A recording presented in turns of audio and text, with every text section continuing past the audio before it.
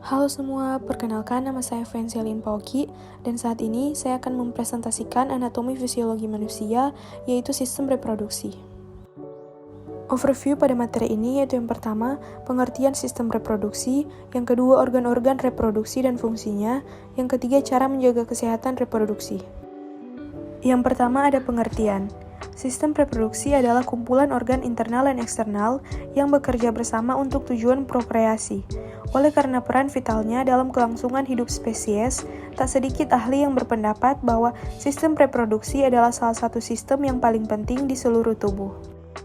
Selanjutnya, reproduksi pada pria yaitu terdiri atas bladder, public bone, penis, corpus cavernosum, penis glands, foreskin, urethral opening, sigmoid colon, rectum, seminal vesicle, ejaculatory duct, prostate gland, Cowper's gland, anus, vas deferens, epididymis, testis, dan skrotum. Yang pertama, penis. Penis adalah organ seks pria yang terdiri dari 3 bagian utama, yaitu pangkal atau radix, batang atau korpus, dan kepala atau glans. Pada umumnya, organ ini akan mencapai ukuran maksimal selama masa puber. Kedua, skrotum. Skrotum merupakan sebuah kantong kulit yang longgar dan menggantung di belakang penis. Di dalam skrotum terdapat sepasang organ sekaligus kelenjar yang disebut testis. Ketiga, testis. Testis merupakan organ berbentuk oval di dalam kantung sebelah kanan dan kiri bagian belakang penis. Fungsinya untuk memproduksi dan menyimpan sperma.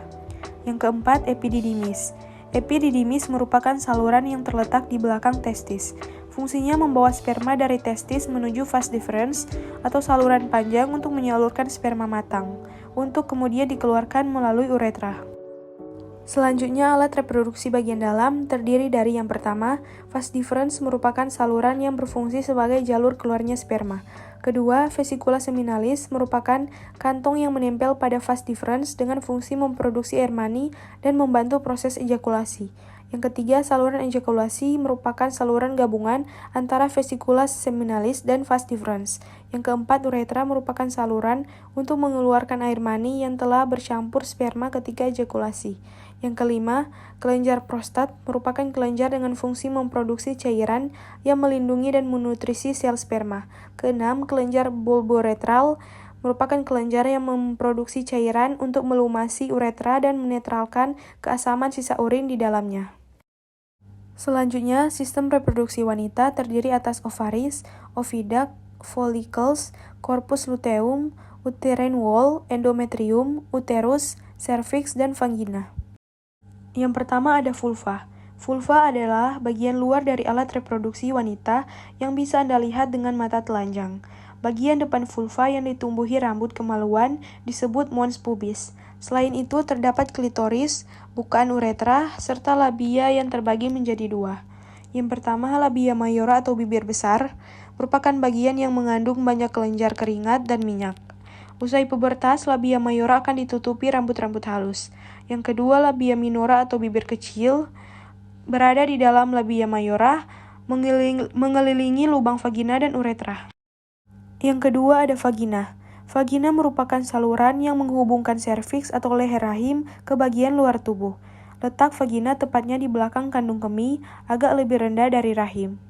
Beberapa fungsi vagina yaitu yang pertama, jalan lahir bayi saat persalinan, kedua, tempat keluarnya darah saat menstruasi, dan yang ketiga, jalur akses sperma untuk menuju rahim.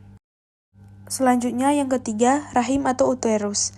Rahim merupakan organ kecil berongga yang berada di antara kandung kemih dan dubur.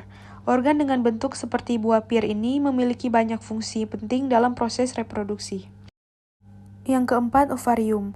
Ovarium merupakan sepasang kelenjar kecil berbentuk oval di sisi kanan dan kiri rongga panggul, bersebelahan dengan bagian rahim atas.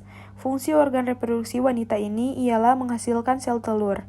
Selain itu, ovarium juga menghasilkan hormon seks seperti estrogen dan progesteron.